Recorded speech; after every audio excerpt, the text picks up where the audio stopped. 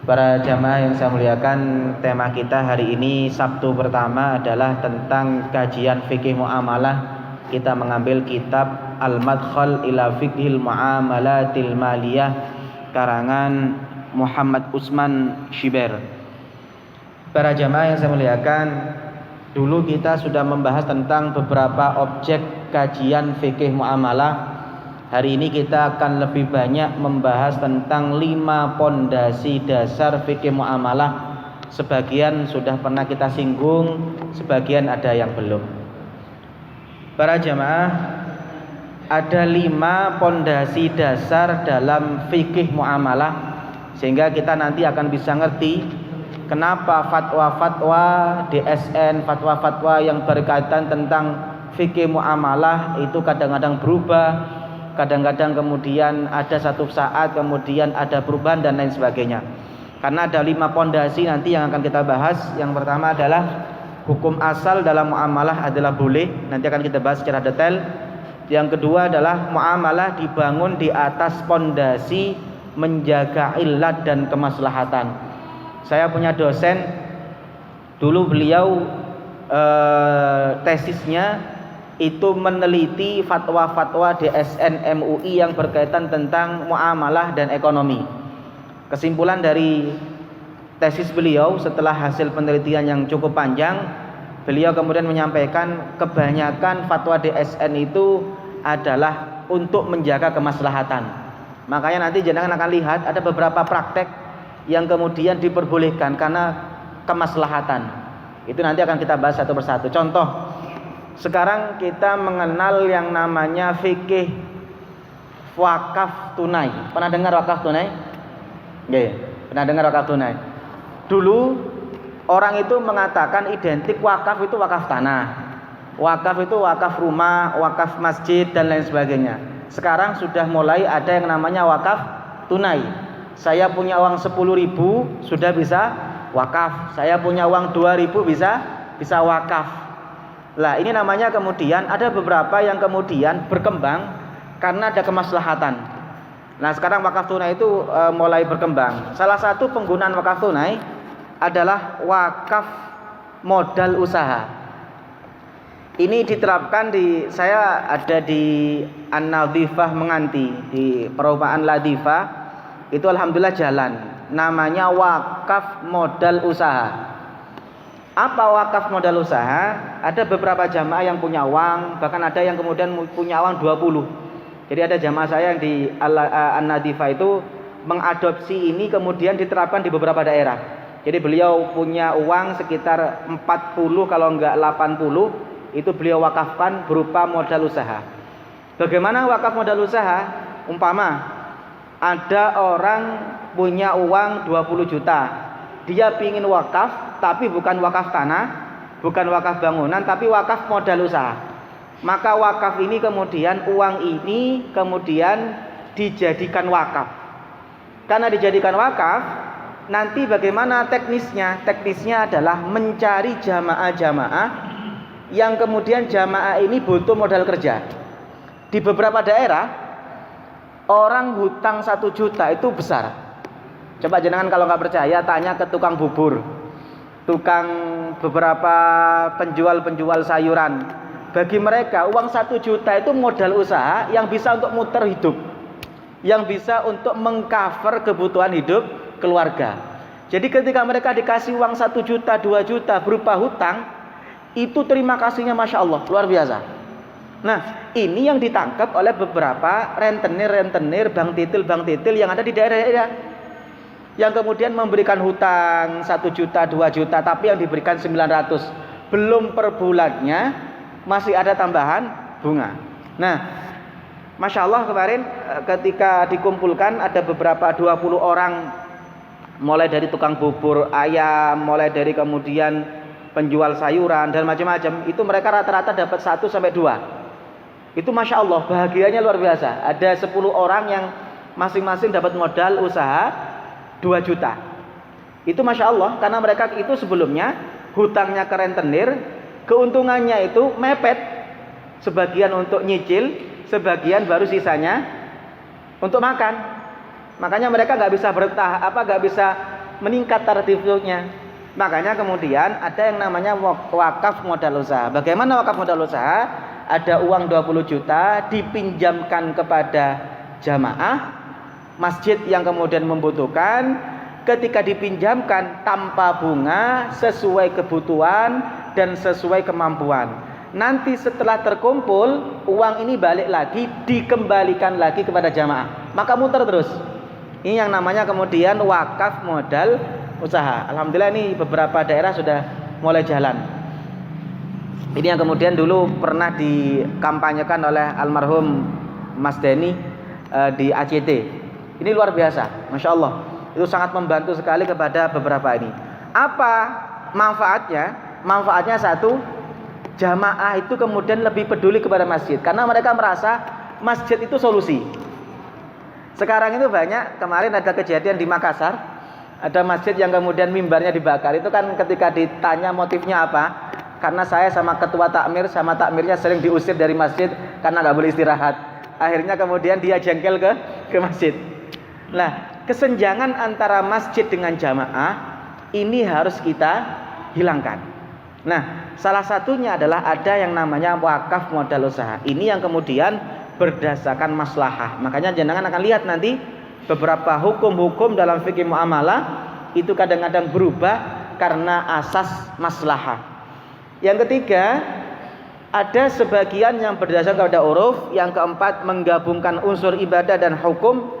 Ini karakter dari fikih muamalah. Yang kelima adalah memiliki kecenderungan kolektif. Ini nanti yang akan kita bahas dalam pertemuan kita hari ini. Para jamaah yang saya muliakan, hukum asal muamalah adalah boleh. Inilah yang sering saya sampaikan terkait tentang masalah perbedaan fikih ibadah dengan fikih muamalah. Kalau ibadah itu banyak tuntunannya. Karena banyak tuntunannya tidak boleh berkreasi dalam ibadah. Jenengan tidak boleh berkreasi dalam ibadah. Apa berkreasi? Contoh, kemarin dapat rezeki 1 miliar. Saking semangatnya subuh pingin ditambah 10 kali. Tidak boleh. Karena yang namanya berkreasi. Dalam ibadah itu tuntunan, tidak boleh berkreasi. Makanya ada hadis-hadis tentang ibadah itu selalu sifatnya tuntunan. Contohnya hadis riwayat Imam Bukhari, Rasulullah SAW dalam bab salat mengatakan shollu kama ra'aitumuni usolli. Ketika ada sahabat bertanya, ya Rasulullah bagaimana cara salat? Rasulullah langsung jawab, cara salat lihat saya salat. Berarti tuntunan. Jadi ibadah itu lebih banyak tuntunan. Ada orang yang belajar ibadah oleh Rasulullah dituntun, kalau ingin salat ya seperti saya. Kemudian dalam bab haji, Rasulullah SAW juga bersabda, khudhu anni manasikakum. Ambillah dariku cara-cara mengerjakan haji. Ini yang namanya ibadah itu tuntunan, tidak boleh yang namanya berkreasi. Yang kedua, kalau dalam muamalah jenengan lihat ayat dan hadis muamalah itu jarang yang bersifat tuntunan. Lebih banyak sifatnya rambu-rambu larangan. Artinya kata ulama, dalam bermuamalah itu bebas. Rasulullah mengatakan antum a'lamu bi umuri dunyakum. Kalian lebih ngerti tentang urusan dunia. Karena itu Rasulullah SAW memberikan kebebasan dalam bermuamalah. Yang penting rambu-rambunya ada. Jadi ini bedanya muamalah dengan ibadah. Jadi kalau ibadah lebih banyak tuntunannya, tidak boleh berkreasi. Tapi dalam muamalah itu lebih banyak rambu-rambunya, kita diberikan kebebasan, bahkan bebas berkreasi, asalkan kemudian ada hal-hal yang harus diperhatikan, terutama dalam rambu-rambu dan larangan-larangannya. Ini yang kemudian harus kita pahami bersama. Nanti akan kita jelaskan prakteknya. Kemudian dalil-dalil muamalah itu boleh. Yang pertama adalah surah Al-Jasiyah ayat 12 sampai 13. Allah Subhanahu wa taala berfirman, Allahul ladzi sakhkhara lakumul bahra litajriyal fulku fihi bi amri wa litabtaghu min fadlihi wa la'allakum tashkurun. Allah Subhanahu wa taala lah yang menundukkan kepada kalian lautan supaya kalian kapal-kapalnya bisa berlayar. Litadriyal fulku bi amri walitablagu min fadlih, dan supaya kalian mampu mendapatkan karunia Allah, wala'allakum tashkurun. Wasakhkhara lakum ma fis samawati wa ma fil ard jami'an min inna fi dzalika laayatil liqaumin yatafakkarun. Kata ulama, ayat ini menyebutkan semua yang disediakan oleh Allah, baik di laut, di bumi maupun di udara, itu untuk kepentingan manusia, supaya manusia bisa mendapatkan anugerah Allah. Artinya manusia diberikan kebebasan, yang penting rambu-rambunya dijaga. Inilah kemudian kenapa muamalah itu bersifat boleh bebas asalkan rambu-rambunya dijaga. Yang kedua, ayat yang dijadikan dasar oleh ulama bahwa saja muamalah itu boleh, yang kedua adalah surah Yunus ayat 59. Allah Subhanahu wa taala berfirman, "Qul ara'aytum ma anzalallahu lakum mir rizqin faj'altum minhu haraman wa halala qul Allahu adzina lakum am 'alallahi taftarun." Kata Allah Subhanahu wa taala, katakanlah wahai Muhammad, jelaskanlah kepada mereka, terangkanlah kepadaku tentang rizki yang diturunkan oleh Allah, dan Allah Subhanahu wa taala telah menjadikan mana yang haram dan mana yang halal. Maka katakanlah, yang berhak mendapatkan izin untuk memberikan izin adalah Allah, dan mereka tidak boleh mengada-ngada. Para jamaah yang saya muliakan, ayat ini kata ulama, segala sesuatu yang dihalalkan oleh Allah itu bersifat umum untuk hal-hal yang terkait adat, uruf dan muamalah. Makanya di zaman jahiliyah itu banyak kemudian yang melarang sesuatu yang dihalalkan oleh Allah. Jadi orang-orang jahiliyah itu senangnya apa ya? Orang jahiliyah itu senangnya itu mencari kesialan. Jadi mitos-mitos itu di zaman jahiliyah masih kental. Termasuk besok ada yang namanya Rebo Wekasan. Rebo Wekasan itu sebenarnya bersifat, ada beberapa hadis dhaif yang mengatakan Allah Subhanahu wa taala itu menurunkan bala di Rebo terakhir setiap bulan, terutama bulan Safar. Orang-orang jahiliyah itu menganggap bulan Safar itu bulan sial. Makanya oleh ulama kemudian Safar itu namanya ditambah Safal al-Khair. Safal adalah Safar bagus. Kenapa dikatakan Safal al-Khair? Untuk menghilangkan mitos-mitos Arab yang menganggap Safar itu bulan sial. Makanya Rebo Wekasan itu jangan sampai kita yakini bahwasanya Rebo itu adalah Rebo sial, karena ada beberapa budaya Arab, budaya Jawa, Rebo Wekasan itu tidak boleh jalan-jalan, tidak boleh keluar rumah. Itu yang dilarang oleh Islam, karena Islam itu tidak memperkenankan mitos-mitos yang tanpa dasar. Ada beberapa mitos yang kental di Arab, yaitu yang pertama ada namanya Bahirah, ada namanya Saibah, ada namanya Wasilah. Ini di beberapa ayat disebutkan. Apa Bahirah? Bahirah itu adalah unta betina yang punya anak 5 dan anak kelima jantan. Jadi kalau ada unta gitu ya, punya anak sampai kelima, yang kelima jantan, maka unta ini namanya unta Bahirah. Apa unta Bahirah? Unta yang sudah punya anak 5, yang terakhir jantan, telinganya kemudian disobek. Setelah disobek, dilepaskan, tidak boleh ditunggangi, tidak boleh dimakan, tidak boleh diapa-apakan, sak mati-mati ini dewi. Itu namanya unta Bahirah. Itu orang Arab. Kenapa? Dianggap pembawa sial. Karena nanti kalau dimakan atau lain sebagainya dianggap pembawa sial. Maka orang-orang Arab ada namanya unta Bahirah yang sudah punya anak 5, kemudian yang kelima jantan, disobek ciri-cirinya. Jadi kalau orang-orang jahiliyah dulu ada unta-unta yang telinganya disobek, itu unta yang kemudian pembawa sial, tidak boleh diapa-apakan. Ada lagi unta Saibah. Unta Saibah, unta betina dibiarkan pergi kemana-mana karena nazar. Jadi ada orang Arab itu punya unta betina gitu, dinazari, ya sudah. kemudian dibiarkan saja sak mati-matine, ndak diopeni, ndak dimakan, ndak boleh dibuat tunggangan dan lain sebagainya. Ada namanya wasilah. Wasilah itu domba betina yang punya anak kembar, laki-laki perempuan, betina jantan, maka yang jantan ini namanya wasilah. Jadi kalau ada anak unta, anak domba kembar, satunya jantan, satunya betina, maka yang jantan namanya wasilah. Lah yang wasilah ini tidak boleh disembelih, tidak boleh di macam-macam kan, disiarkan aja sak mati-mati nih. Itu beberapa budaya Arab. Inilah yang kemudian oleh Allah Subhanahu wa taala diperintahkan untuk dihilangkan, karena prinsip dalam bermuamalah adalah boleh. Pun para jamaah yang saya muliakan, dalil ketiga kenapa bermuamalah itu aslinya boleh. Rasulullah SAW bersabda, wal muslimun ala syurutihim illa syartan harrama halalan au ahalla haraman.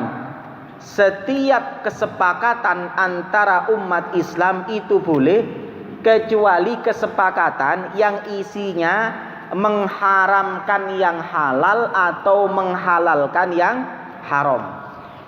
Ini nanti banyak yang sering tanya ke saya, Ustadz, saya ngasih hutangan berbunga, boleh enggak Ustadz? Enggak boleh. Loh kan sama-sama mau Ustadz. Orang yang hutang saya suruh bayar bunga dia mau, saya juga mau. Kan sama-sama menguntungkan Ustadz. Bagaimana jawabannya? Saling ridho, saling rela itu boleh untuk sesuatu yang tidak mengharamkan yang halal atau menghalalkan yang haram. Paham ya? Yang namanya tambahan dalam hutang piutang itu adalah haram. Tidak bisa jadi halal karena disepakati. Paham nggih? Nanti bahaya kalau nanti disampaikan yang penting sama-sama rela, boleh. Nanti jenengan lihat orang pacaran. Loh, apa kok pacaran? Kan sama-sama mau. Sama-sama rela, sama-sama ridho. Apakah dengan sama-sama mau, sama-sama rela, sama-sama ridho kemudian menjadikan pacaran halal? Tidak, karena itu namanya kesepakatan yang isinya menghalalkan yang haram. Paham nggih? Jadi dalam muamalah semua kesepakatan itu boleh, kecuali yang berisi mengharamkan yang halal atau menghalalkan yang haram. Maka jangan sampai, ini sering saya ditanya, Ustadz, wong sama-sama mau Ustadz, wong saya punya uang 1 juta, ada teman saya butuh uang, teman saya sudah merasa terbantu karena dikasih hutang, saya merasa terbantu karena setiap bulannya nambah 100.000, kan sama-sama enak, sama-sama mau, kan boleh Ustaz? Jawabannya tidak boleh. Kenapa? Karena kesepakatan saling mau, saling rela itu harus sesuai koridor syariah. Tidak boleh menghalalkan yang halal atau yang mengharamkan yang halal. Paham nggih? Nah, ini yang harus disepakati bersama. Pun para jamaah yang saya muliakan, saya ingin sedikit bercerita tentang proses islamisasi ekonomi. Ini sebenarnya berasal dari hadis tentang akikoh. Saya sering cerita ke jenengan, akikoh itu budaya Islam atau budaya Arab? Budaya Arab.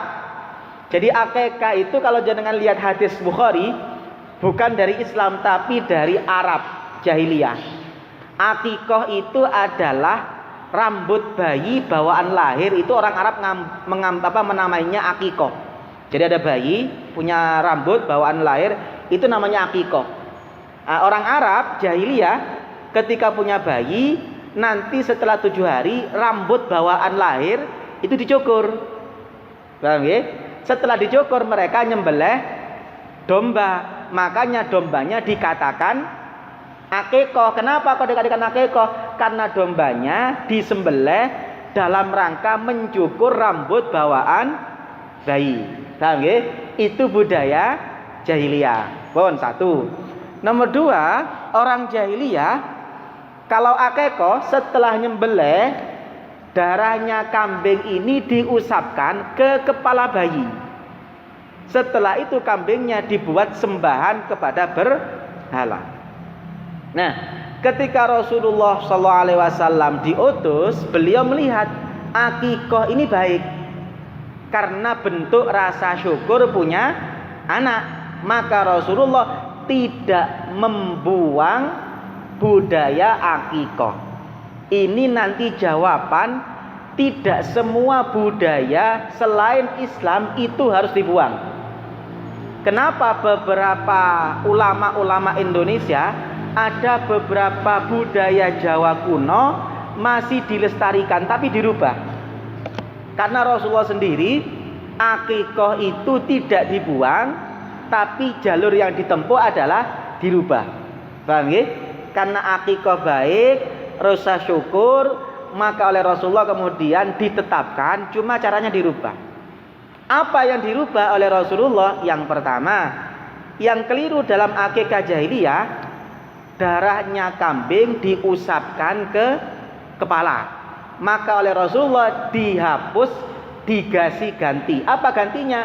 Sebagai gantinya darah, kata Rasulullah, ambil minyak wangi, usapkan ke kepala bayi. Paham nggih? Pun. Yang ketiga, kalau orang jahiliyah setelah disembelih, hewannya dibuat sembahan berhala. Oleh Rasulullah dirubah, ngundang tonggo kasih makan dari hasil sembelihan akikah. Maka proses islamisasi itu ada 3. Ini nanti jenengan akan lihat, termasuk dalam muamalah, dalam ekonomi itu ada 3. Prinsipnya tadi itu, akikah tadi itu. 1, ada namanya purifikasi. Purifikasi itu apa? Kalau bahasa filter itu dijernihkan. Jadi ada masalah, kita lihat, kita cek mana yang bertentangan, mana yang tidak bertentangan. Karena tidak semua yang keluar dari dubur ayam itu kotoran. Bisa juga berupa telur. Mana yang kotoran kita buang, mana yang telur kita ambil. Paham nggih? Budaya-budaya dari luar juga gitu sama. Sama dengan muamalah nanti. Pun. Setelah purifikasi baru ada namanya pembuangan. Setelah purifikasi kan ketemu mana yang haram, mana yang boleh, mana yang sesuai koridor, mana yang tidak sesuai koridor. Yang bertentangan dengan syariah kita buang. Seperti Rasulullah SAW, yang bertentangan adalah ngusap dengan darah, dibuang. Kemudian proses ketiga, penambahan. Setelah yang haram-haram dibuang, ditambahi yang halal, paham nggih? Contohnya Rasulullah mengusap pakai darah, dibuang, diganti dengan minyak wangi. Pun. Ini nanti akan diterapkan dalam ekonomi. Contoh, bank. Sistem perbankan itu lebih banyak mengadopsi dari budaya ekonomi kapitalis, ekonomi yang berbasis beberapa hal yang kemudian berbasis ekonomi konvensional. Bagaimana bank ini kemudian dijadikan syariah? Apakah dibuang atau dimodifikasi? Maka ulama-ulama kontemporer lebih banyak memilih metode yang kedua. Apa metode yang kedua? Metode modifikasi. Sama seperti yang diterapkan oleh Rasulullah. Makanya ketika bank itu oleh ulama kemudian dicek, bank ini kenapa sih? Oh, bank ini bermasalahnya 1, karena menggunakan sistem bunga. Ada orang yang hutang, maka dia dikenakan bunga. Ada orang yang kemudian nabung, dapat bunga. Maka kata ulama, berarti masalah utama di bank itu adalah bunganya. Ini namanya proses purifikasi. Maka ulama kemudian meneliti, bank itu apa saja? Oh, ini yang keliru, ini yang keliru, ini yang keliru. Setelah purifikasi ada proses pembuangan. Apa proses pembuangannya? Sistem perbankannya tidak dibuang, tapi sistem bunganya yang dibuang. Oke, ini nggak dipakai karena bertentangan dengan ayat wa ahallallahul bai'a wa harramar riba. Setelah dibuang kan harus ada penggantinya. Oke. Maka ulama kemudian meneliti akad-akad apa saja dalam muamalah yang bisa diterapkan dalam perbankan. Maka kemudian oleh ulama dibuatlah yang namanya ada akad murabahah, ada akad mudharabah, ada akad musyarakah, ada akad macam-macam yang nanti akan kita bahas satu persatu. Nah, ini namanya purifikasi, pembuangan, penambahan. Contoh kedua, asuransi. Asuransi itu bagus karena membantu menangani dan mengurangi resiko. Tapi ada masalah. Kenapa masalah? Ada unsur judi dan unsur gharar. Apa unsur judi dan ghararnya? Contoh, saya ikut asuransi, setiap bulan saya bayar 200.000. Kalau 1 tahun saya kemudian sakit, berarti 1 tahun saya hanya bayar 200 kali 12. Berarti sekarang berapa? 2.400.000 nggih? 2.400.000. Saya hanya bayar 2.400.000. 1 tahun saya sakit. Karena saya sakit, saya kemudian masuk rumah sakit. Biaya rumah sakit mencapai 50 juta. Saya untung enggak? Untung. Yang rugi siapa? Asuransi. Karena dia hanya terima 2.400.000, tapi sudah harus keluarkan biaya 50 juta. Satu. Kasus yang kedua, saya tiap bulan bayar 200. 10 tahun, 20 tahun enggak sakit-sakit. Enggak sakit-sakit. Berarti sudah berapa yang saya keluarkan? Bisa jadi puluhan juta atau ratusan juta, tapi saya tidak menikmati. Inilah yang kemudian kata ulama, ini yang namanya unsur gharar dan judi. Paham nggih? Maka kemudian oleh ulama ada namanya proses purifikasi asuransi. Oh, ini yang bertentangan. Ini yang bertentangan dan lain sebagainya. Setelah bertentangan, proses kedua, proses ininya dibuang, unsur ghararnya, unsur kemudian yang berkaitan tentang judinya dibuang. Setelah dibuang, ditambahkan. Maka kemudian ada yang namanya asuransi ta'awun yang berbasis ta'awun dan takaful. Maka muncul yang namanya asuransi syariah. Jadi ini yang namanya proses islamisasi ekonomi. Paham nggih? Makanya jenengan nanti ada beberapa yang kemudian begini para jamaah yang saya muliakan, selama ini ada 2 ekstrim. Ada yang ekstrim kiri, terlalu liberal, semuanya boleh. Bunga boleh, semuanya pokok boleh. Ada yang ekstrim kanan, terlalu ketat. Semuanya haram termasuk bank syariah haram. Bahkan ada yang mengatakan bank syariah itu haramnya malah 300%. Itu saya kadang-kadang ngelus dodo. Kenapa kata dia? Kalau bank konvensional itu 100% karena memang haram. Kalau yang syariah selain haram, kemudian menipu orang katanya. Itu Masya Allah. Berarti menganggap semua DSN yang ada di MUI itu para penipu. Secara tidak langsung kan menurut seperti itu. Ini namanya ekstrim kanan. Jadi selama ini ada 2.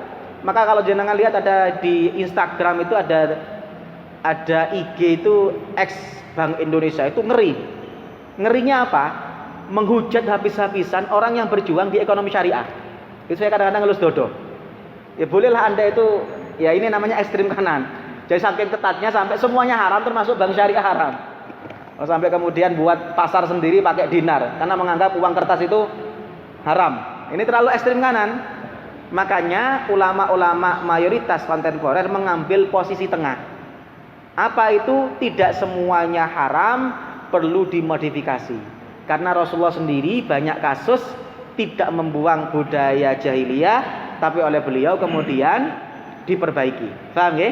Nah ini kalau jenengan akan lihat beberapa proses islamisasi ekonomi. Nanti makanya ada pegadaian syariah, ada kemudian asuransi syariah, ada kemudian apa tadi bank syariah, yang belum ada itu laundry syariah, itu perlu digagas. Ada beberapa. Jadi laundry syariah itu yang dulu saya pernah sampaikan itu perlu digagas. Jadi bagaimana cara mensucikan yang benar sesuai fikih itu yang belum ada. Ini salah satu usaha yang bisa digagas oleh jamaah Baitur Razak. Bun. Kemudian ini yang kaidah kedua.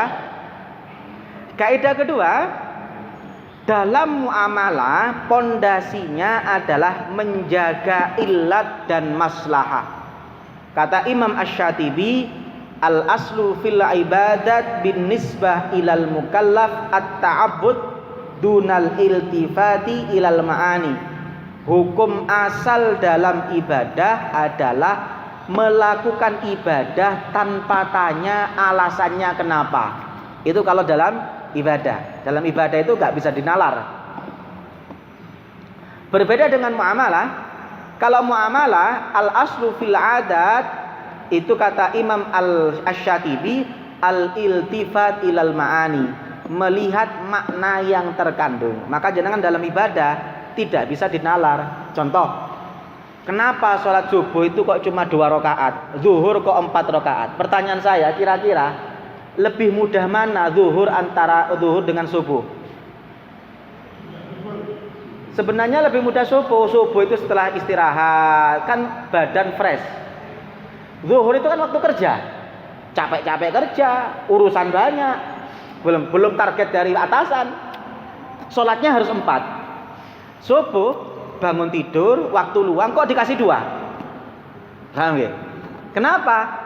Ya sudah, tidak usah ditanya. Itu namanya ibadah. Jadi jangan tidak boleh ibadah. Kenapa maghrib kok 3? Ya sudah, kalau ibadah itu namanya ibadah. Unsur ta'abudnya yang kental, tidak usah tanya kenapanya. Contoh lagi, wudu, sing ngentut silit, sing diusap wajah. Sing ngentut silit, sing nguyuh bagian depan, tapi yang diusap wajah. Kenapa? Ya sudah, gak usah ditanya. Karena tidak setiap sesuatu yang salah itu kemudian harus mendapatkan hukuman. Dengan sakit mata yang disuntik matanya atau bagian lainnya. Kan tidak semuanya yang bersalah kemudian harus dikasih hukuman. Yang salah kan mata, kenapa kok sakit?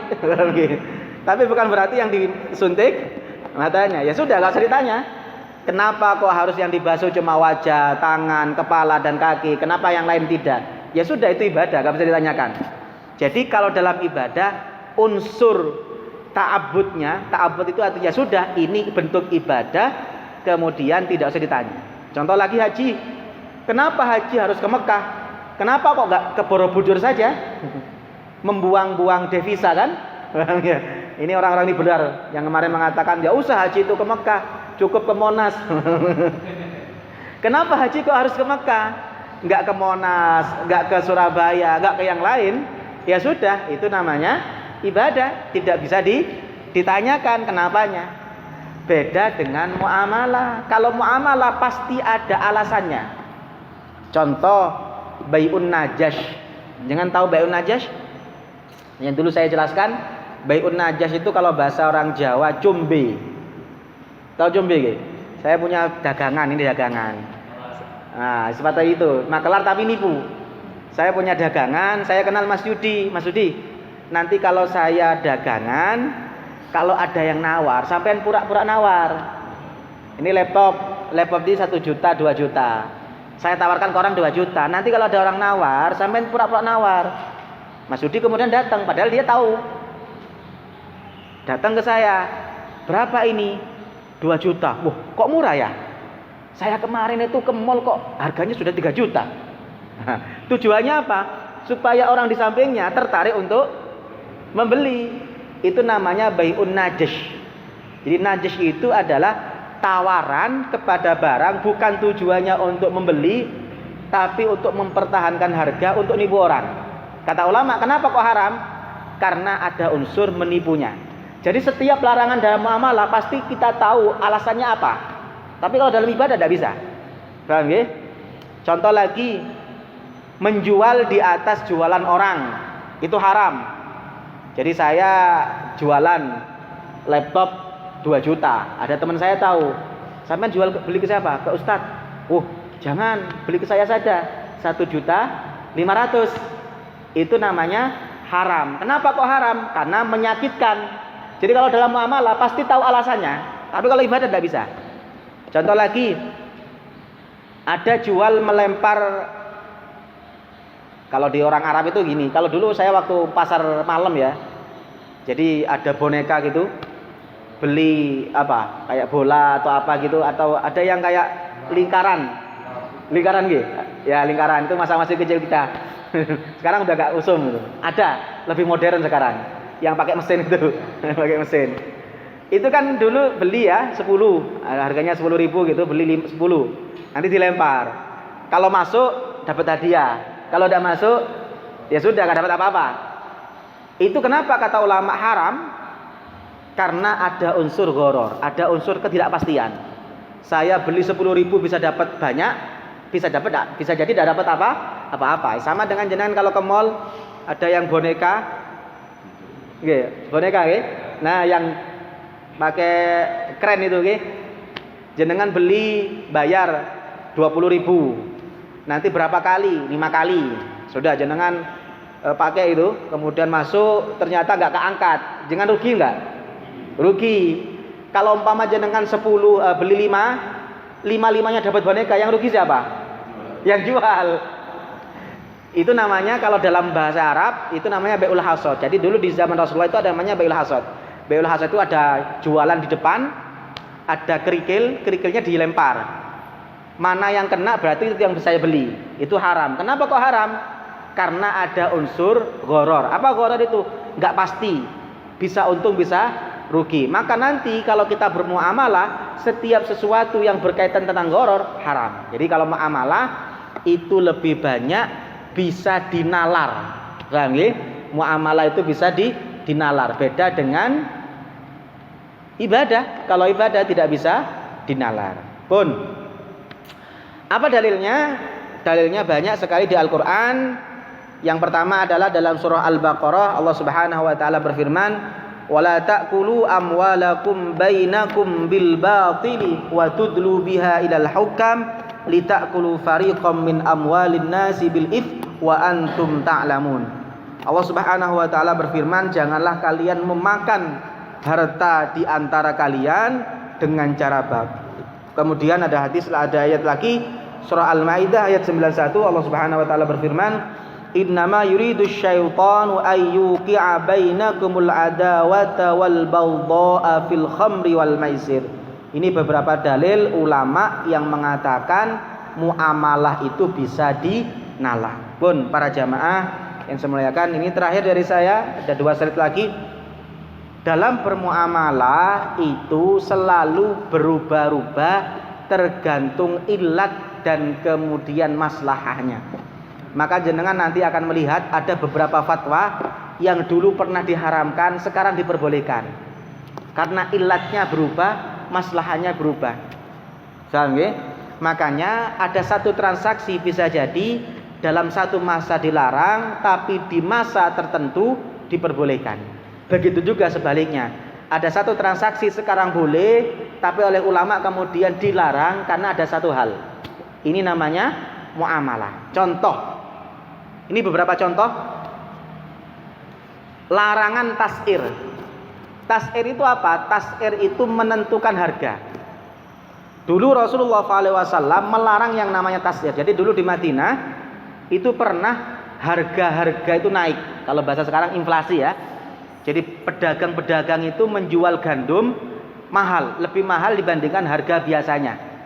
Sahabat-sahabat pembeli protes ke Rasulullah. Rasulullah, ini di Madinah harga sudah mulai naik.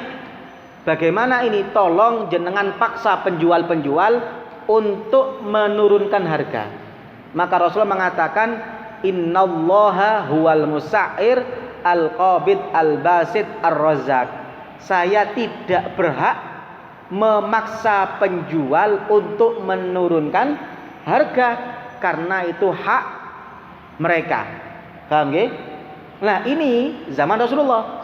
Zaman tabi'in, sahabat-sahabat dan tabi'in, ulama-ulama, ada beberapa kasus yang malah memperbolehkan tas'ir. Apa kasusnya? Contoh, ada yang namanya kecurangan. Jadi ada orang-orang yang kemudian menimbun. Ya, kayak ini contoh kasus dulu waktu jenengan masih ingat awal-awal pandemi. Awal-awal pandemi itu yang namanya masker yang harga normal 20.000 itu bisa sampai 200.000. Paham nggih? Ini juga terjadi di zaman tabi'in. Apa zaman tabi'in? Di zaman tabi'in itu ada satu ketika barang itu oleh mereka ditimbun, di stok gitu ya. Jadi ketika dia tahu ini paceklik, barang-barang sudah mulai jarang, maka mereka memborong. Barang-barang di pasar itu diborong, ditimbun, di-hold sama mereka. Kemudian ketika harga semakin naik, baru dikeluarkan sedikit demi sedikit. Maka ketika itulah beberapa ulama memperbolehkan pemerintah tas'ir. dipaksa untuk menjual dengan harga yang normal. Paham ya? Padahal zaman Rasulullah melarang. Kenapa? Kasusnya zaman Rasulullah itu normal. Ya biasa, ada orang kadang-kadang harga naik turun, maka Rasul tidak mau menurunkan karena kasusnya normal alami. Tapi di zaman tabi'in itu ada satu kasus, beberapa kasus yang kemudian tidak normal. Paham ya? Sama dulu harga antigen, harga PCR dan lain sebagainya. Awal-awal berapa dulu? PCR itu dulu sampai 200-300. Berapa? Iya, PCR itu sampai 1 juta, yang antigen 200-300. Sekarang oleh pemerintah dikasih yang namanya harga tertinggi. Kayak antigen itu kalau nggak salah tidak boleh lebih dari 190-an. Kemudian PCR itu kalau nggak salah 300-an. Paham nggih? Nah, ini yang namanya, kenapa kok dulu 300? Karena saya dulu masih ingat harga PCR itu ya, antigen, alatnya saja itu awal-awal itu bisa sampai 200.000. Beli alatnya saja. Makanya pantas kemudian kalau kemudian rumah sakit menerapkan PCR itu antara 250-225 karena dia harus membayar yang namanya laborat, analis yang kemudian ngambil sampel itu kan harus dibayar.